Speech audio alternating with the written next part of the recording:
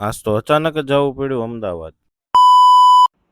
Hello મિત્રો, કેમ છો? સ્વાગત છે તમારું મારા આજના નવા બ્લોગમાં. તો આજના બ્લોગિંગની શરૂઆત થાય છે રાતના 2 વાગ્યાથી, કેમ કે આપણે જવાનું હતું અમદાવાદ. તો હું ફટાફટ ફ્રેશ થઈને મારા મમ્મી અને મારા પપ્પાને લઈને નીકળી જાઉં છું અમદાવાદ જવા માટે.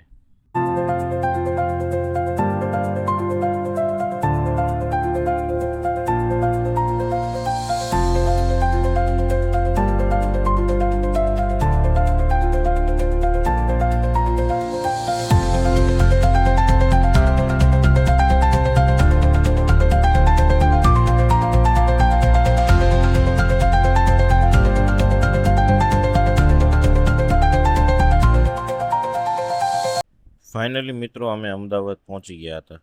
અહીંયા આવવાનું કારણ માત્ર એક જ હતું કે અમારા એક રિલેટિવની તબિયત ખરાબ હોવાને કારણે અમે આવ્યા તેમની ખબર પૂછવા માટે. મિત્રો, હમણાં જ હજી હોસ્પિટલની અંદર જઈને હું બહાર આવ્યો છું.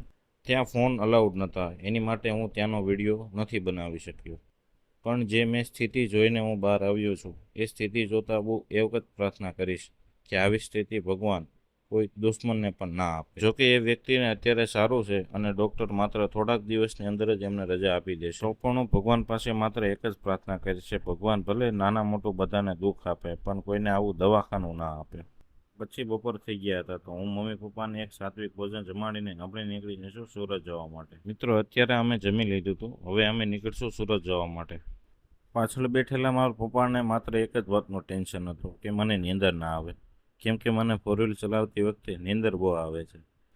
તો આજનો બ્લોગ મિત્રો તમને કેવો લાગ્યો કમેન્ટ કરીને જરૂર કહેજો, અને તમે મારી ચેનલમાં નવા હોય તો મને ફોલો કરીને જરૂર જજો. મળી આવા જ કાલ નવા બ્લોગ સાથે.